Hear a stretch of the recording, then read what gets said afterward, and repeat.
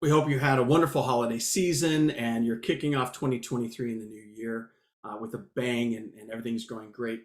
Over the last 6 weeks, we've had conversations about a right of access and its importance and why it's important to get records to your patients as quickly as possible and with the information and in the form and the format in which they request.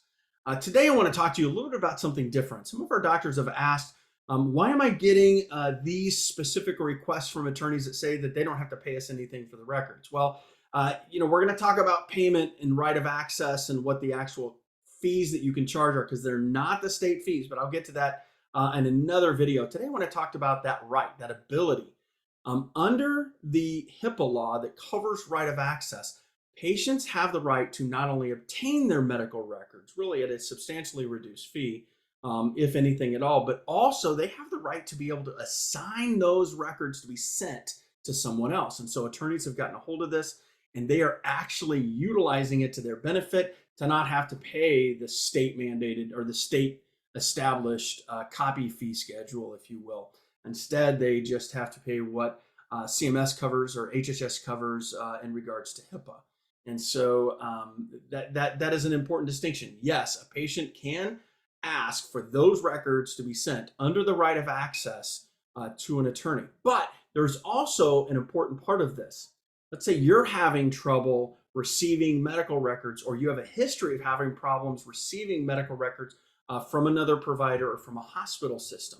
And while a lot of that is because under HIPAA, HIPAA gives allowances. So they're allowed to share under these particular situations. And we talk about TPI or treatment payment and healthcare operations. But under right of access, it removes that may or shall or can and puts it into that must. They must share.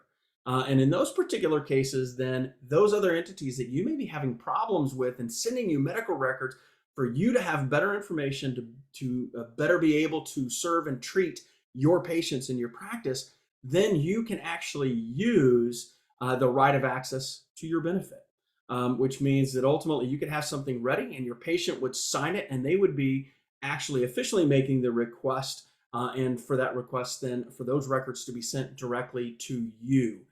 So you'd be using that provision of the right of access to your benefit. If you're sitting there going, well, how do I do that?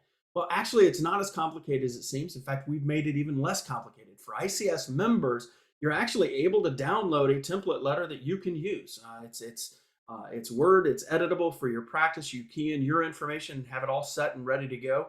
You ask your patients to sign it and you send it off to the entities that are holding the records that you believe are going to be important for you to be able to better treat your patients.